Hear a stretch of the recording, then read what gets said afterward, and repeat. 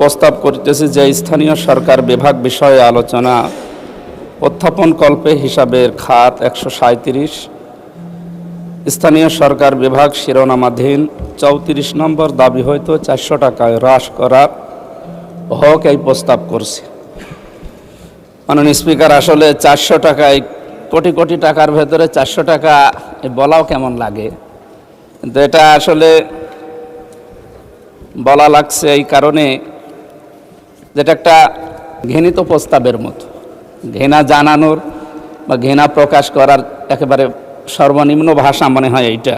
প্রস্তাবের উপরে আলোচনার বিষয় হচ্ছে কুষ্টিয়া সদর 3 আসনের জনগণের পক্ষ থেকে স্থানীয় সরকার পল্লী উন্নয়ন ও সমবায় মন্ত্রণালয়ের প্রস্তাবিত বাজেটের উপরে ছাঁটাই প্রস্তাব উত্থাপন করে আমার নির্বাচনী এলাকার জনগণের প্রত্যাশা ও সমস্যা সমাধানের কথা এই মহান সংসদে তুলে ধরতে চাই। আমার নির্বাচনী এলাকা কুষ্টিয়া সদর উপজেলা নিয়ে গঠিত।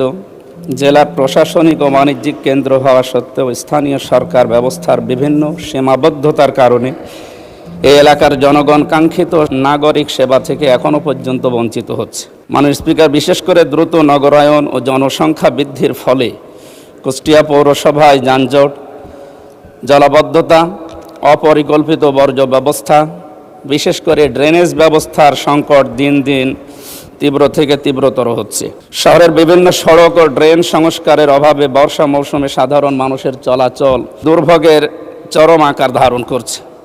অন্যদিকে কুষ্টিয়া সদর উপজেলার বিভিন্ন ইউনিয়নে এখনও অনেক গ্রামীণ সড়ক, সেতু ও কালভার্ট সংস্কারের প্রয়োজন রয়েছে। বিশেষ করে বাংলাদেশের ঐতিহ্যবাহী এলাকা চাউলের জন্য খ্যাত কুষ্টিয়ার খাজানগর এবং কবুরহাট, এই এলাকাটা কুষ্টিয়ার বটতল থেকে বল্লভপুর পর্যন্ত এই 8-10 কিলোমিটার রাস্তা বাংলাদেশের ভেতরে সবচাইতে আমার মনে হয় মানুষের চলাচলের অনুপযোগী হয়ে পড়েছে।